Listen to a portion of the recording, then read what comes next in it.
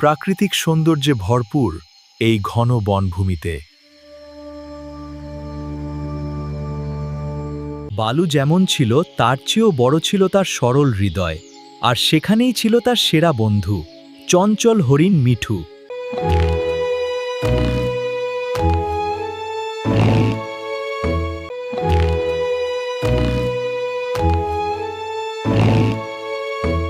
আমি সত্যি খুব খুশি।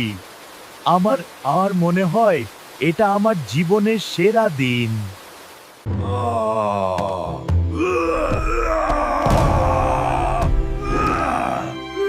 ধেত্তেরি! আরে বালু ভাই, তোমার শরীর তো আমার মতো হালকা নয়, তুমি বরং তোমার শক্তি দেখাও। দেখো, আমি এটা সহজেই টেনে নেব। এটা বেশ ভারী। এবার ভালো।